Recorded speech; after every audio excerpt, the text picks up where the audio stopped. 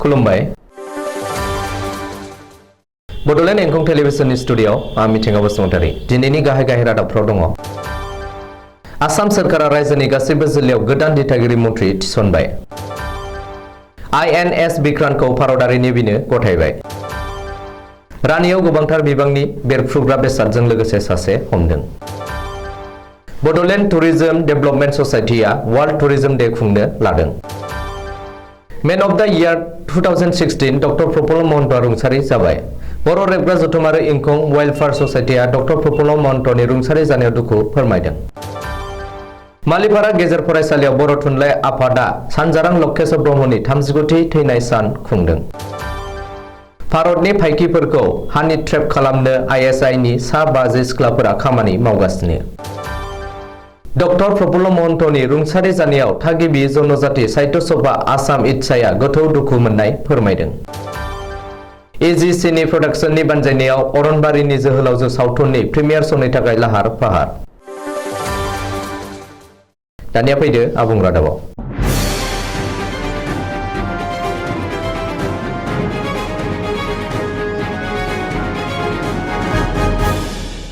हिमन्त बिश्व शर्मा दैदेननाय आसाम सोरखारा रायजोनि गासैबो जिल्लायाव गोदान दिथागिरि मन्थ्रि थिसनबाय।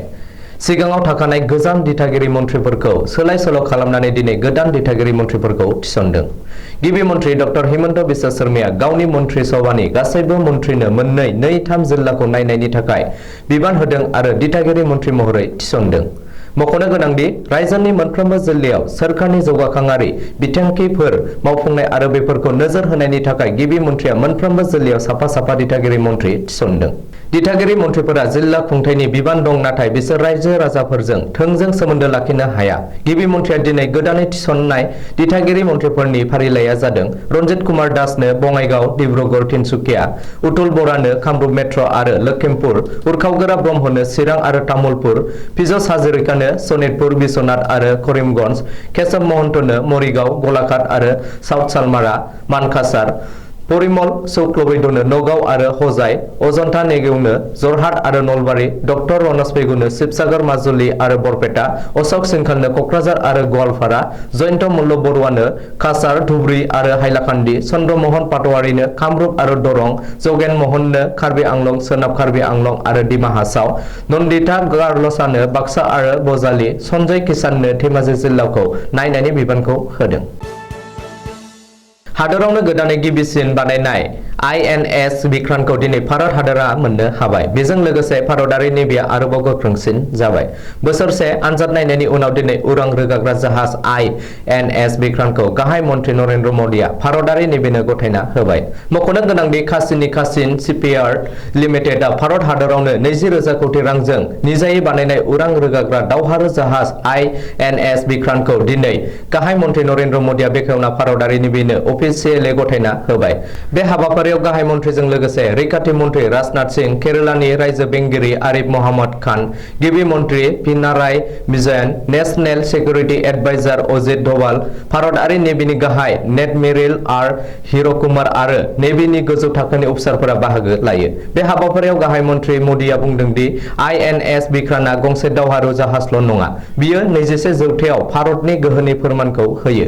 मख'नो गोनांदि भारत हादरावनो बानायनाय INS बिक्रान्तनि गासै लावथाया 262 मिटार गोलाव आरो 62 मिटार गुवार। भारत लैथोमा आरो प्रशान्त लैथोमायाव गोजोनखौ अरायथा लाखिनो थाखाय INS बिक्रान्तखौ थिसननाय जागोन। बेनिखायनो INS बिक्रान्तनि ग्राउन्ड आनजाद नायनाया फैगौ नबेम्बर दाननिफ्राय जागायगोन आरो 2023 नि गेजेराव जोबगोन।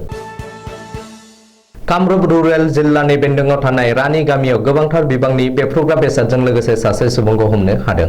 स्रोत सुलुं बायदियै थांनाय हराव कामरुप पुलिसआ रानिनि गामियाव सिग्रोमनानै गोबांथार बिबांनि बेफ्रुग्रा बेसादजों लोगोसे सासे सुबुंखौ हमदों होनना मिथिनो हादों। गोबांथार बिबांनि बेफ्रुग्रा बेसादजों लोगोसे हमजानाय सुबुंखौ 32 बोसोर बैसोनि जाहरुल इस्लाम होननानै सिनायथिदों। रिपर्टनि बायदिब्ला कामरुप पुलिसआ जाहरुल इस्लामजों लोगोसे गासै 2800 जेलिटन लावथि आरो 1500 इलेक्ट्रनिक नेटवर्कफोरखौ गंसे बोलेरो पिकआप गारिनिफ्राय बोखांनो हादों। जाहरुल इस्लामआ बेफ्रुग्रा बेसादफोरखौ रानिनिफ्राय मेघालय फारसे लांबाय थानाय समावनो पुलिसआ सिग्रोमनानै बेफ्रुग्रा बेसादफोरखौ हमनो हायो। बबेखानि जाहरुल इस्लामखौ हमनानै पुलिसआ जाथायनि बागै नायबिजिरनो जागायबाय होननानैबो सुलुङाव फोरमायदों। BTAD नि टुरिज्म ससाइटि BTDS नि बानजायनायाव फैगौ 26 आरो 27 सेप्तेम्बर खालि साननैनि हाबाफारिजों वर्ल्ड टुरिज्म डे खौ खुंफुंनो थाखाय आखायाव लादों। 22 सेप्तेम्बराव वर्ल्ड टुरिज्म डे नि हाबाफारिखौ जागायगोन उदालगुरि जिल्लानि भैरबकुन्दआव। बे हाबाफारियाव गाहाय आलासि महरै थागोन स्टेट टुरिज्म मिनिस्टार जयन्त मल्ल बरुवा, BTR नि मावफुं सोद्रोमा प्रमद बर', BTR नि डिपुटि CM गबिन्द बसुमतारी बिथांमोनजों लोगोसे माखासे गोरों गोरा सुबुंफ्रा बाहागो लागोन। 22 सेप्तेम्बर खालिनो भैरबकुन्दनिफ्राय हायुंआरि मानास हाग्रामासिम मोनसे कार रेलीनि हाबाफारिबो लानाय जागोन। बे कार रेलीयाव ब्रह्मपुत्र टर्स आरो रिडिस्कभार नर्थ इस्ट मुंनि मोननै टुरिज्म हानजाया बाहागो लागोन, लोगोसे तेलेंगानानि मोनसे टुरिज्म हानजायाबो बाहागो लागोन। वर्ल्ड टुरिज्म सानखालि एबा 27 सेप्तेम्बर खालि बाक्सानि मिथिंगा अनफावरि मावथि हानजा मावजि गेन्द्रि इक' टुरिज्म ससाइटिनि खामारदैसायाव थानाय मावख'नि मोखाङाव खन्थाइ लिरनाय, सावगारि बोनाय बादायलायनायजों लोगोसे गुबुन गुबुन हाबाफारिबो लानाय जादों। मख'नो गोनांदि वर्ल्ड टुरिज्म डेजों लोब्बा लाखिनानै मोनसे सावगारि सेबखांनाय बादायलायनाय हाबाफारिबो लानाय जागोन।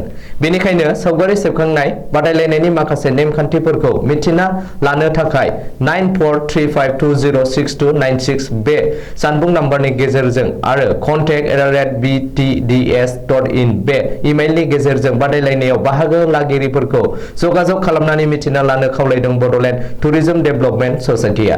दिनै हायुंआरि मानास हाग्रामानि फ्ल'रिकान कटेजआव मोनसे खौरां मेल खुंफुंदों। बे खौरां मेलनि गेजेरजों वर्ल्ड टुरिज्म डेनि हाबाफारि खुंफुंनायाव गासैनिबो हेफाजाब मोनगोन होननानै आसा खालामदों बड'लेण्ड टुरिज्म डेभेलपमेन्ट ससाइटिनि आफादगिरि बिर बाहादुर लामाजों लोगोसे गासै सोद्रोमाफोरा।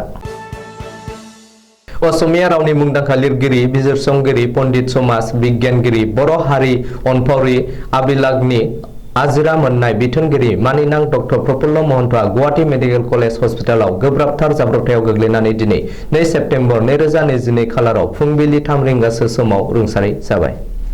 बिथांनि रुंसारि जानायाव आसामनि थागिबि बर' आरो गुबुन गुबुन उन गोग्लैसोनाय थागिबि जनजातिफोरनि मोनथायनि थाखाय गोख्रों रेबगन दैखांग्रा गेदेमा मेलेमजिबि बिथांखौ खोमाबाय आरो आसामनि समाजारि जिउआव मोनसे गेदेरथार खहा जाबाय। बिथांनि रुंसारि जानायाव बर' रेबग्रा जथुम आरो इंखं वेलफेयार ससाइटिआ गोथौ दुखु मोननायखौ फोरमायदों। डक्टर प्रफुल्ल महन्तनि जिउमाया सोरगोआव अरायबो आलो गोजोन जायगा मोनथों होननानै गोबां बर' सानसुमैफोरा गावबा गावनि दुखु मोननायखौ फोरमायदों। मख'नो गोनांदि डक्टर प्रफुल्ल महन्तआ थांनाय 2016 मायथाइयाव इंखं welfare ससाइटिनिफ्राय main of the year बान्थाखौ गावनि लिरनायनि गेजेरजों समाज सिबिनाय आरो आसामनि गुबुन गुबुन गोग्लैसोनाय एबा उन जानानै थालांनाय हारिफोरनि मोनथायखौ होनो थाखाय फोजाखांनाय खामानिखौ मावबोदोंमोन डक्टर प्रफुल्ल महन्तआ। चिरां जिल्लानि मालिपारा गेजेर फरायसालियाव दिनै 2 सेप्तेम्बर 2022 शुक्रबार खालि बिजनी जिल्ला बर' थुनलाइ आफादा सानजारां लकेश्वर ब्रह्मनि 39थि थैनाय सान खुंदों। गिबियाव हाबाफारि बायदि फुंनि 8:30 रिंगायाव बिजनी जिल्ला बर' थुनलाइ आफादनि गागि आफादगिरि डक्टर गोगोम ब्रह्म कछारिया आफादनि फिरफिलाखौ बिरहोयो आरो बेनि उनाव नैथि हाबाफारि बायदियै मालिपारा गेजेर फरायसालिनि गाहाय फोरोंगिरि गजेन्द्र बसुमतारिया सानजारां लकेश्वर ब्रह्मनि मुसुखायाव गोथार आलारि बाथि सावनानै बिबार बावजेनो आरो हाबाफारिखौ जागायनानै होयो। थामथि हाबाफारि बायदि बर' समाजाव सानजारां लकेश्वर ब्रह्मनि बिहोमा आयदाखौ लानानै मोनसे सावरायमा मेल खुंनाय जायो।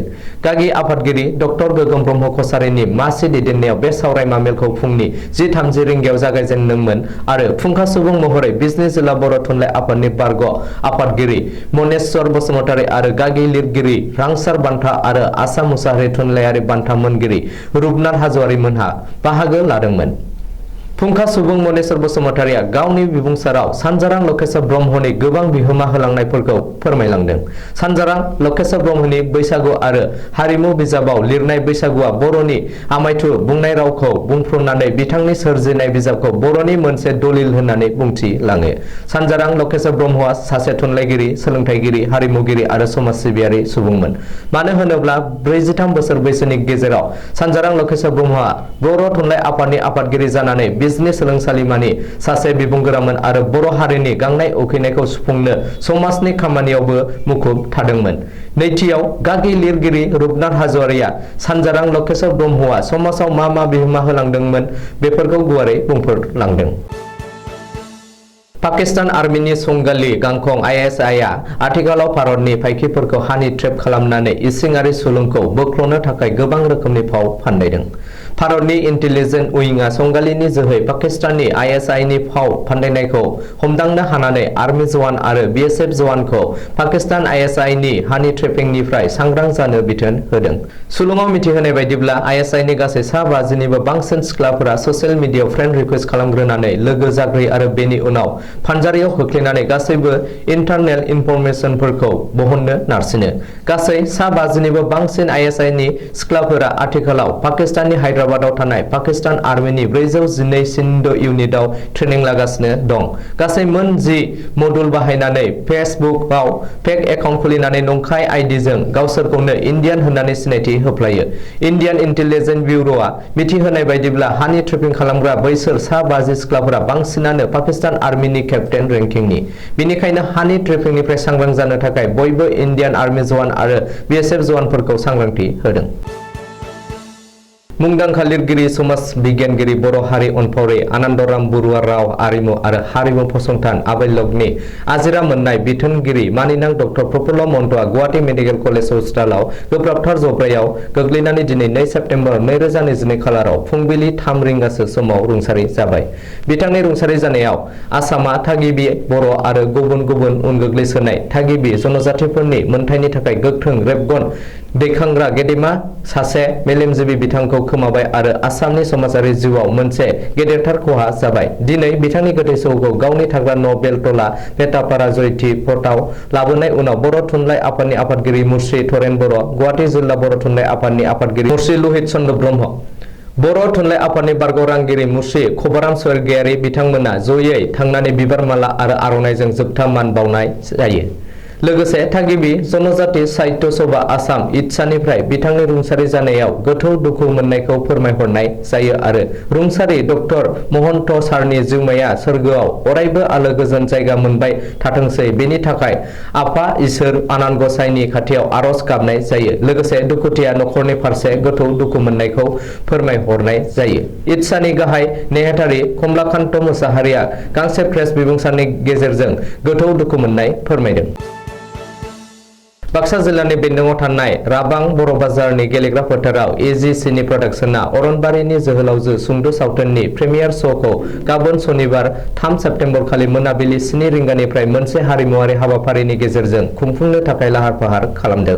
बे प्रिमियार श'नि हाबाफारियाव आलासि महरै बाहागो लाफैगोन सेन्ट्रेल BCAनि आफादगिरि नेरसोन बर', नेहाथारि गुरु पबित्र, सेन्ट्रेल प्रडिउसार पंकज लाहारी, फेस्ला फावखुंगुर मेन्डेला एबा दैमासा ब्रह्म, भुयापारा रेन्जनि रेन्जार कामेश्वर बर', मेथाइ रोजाबगिरि लैथोमा मुसाहारि, स्क्रिप्ट राइटार आरो डाइरेक्टर जेसास खेरखातारि, मुसलपुर जिल्ला BCAनि आफादगिरि बाबुल बर', नेहाथारि सिनेश्वर बर', सालबारि जिल्ला BCAनि आफादगिरि जौस्रां बर', नेहाथारि सन्जय बर', सिमला मिउजिक स्कुलनि प्रिन्सिपाल सानसुमा गयारि, सेन्ट्रेल BCAनि बारग' नेहाथारि दीपक रामसियारि बिथांमोनहा। बे हाबाफारियाव गाहाय बेखेवगिरि महरै बाहागो लागोन फेस्ला फावगिरि सिमला ओनसोलनि फैला जेबरगियारि आरो स्क्रिन प्ले हिसाबै सेन्ट्रेल बिसानि नेहाथारि गुरु पबित्र बिथांमोनखौ हांख्रायहरनाय जादों। बे अरनबारिनि जोहोलावजो सुंद' सावथुननि गाहाय फावखुंग्रि हिसाबै फाव खालामदों हाजिरापारानि रंजालि ब्रह्म आरो फावखुंगुर हिसाबै फाव खालामदों राबां बर' बाजारनि आग्रांगुरि गामिनि धनि बर औवारि आरो लोगोसेनो खाथि खालानि माखासे सेंग्रासा सिख्लासाफोराबो बे सावथुनाव फाव खालामदों। दिनैनि रादाबा एसेनोसै, गोजोन्थों।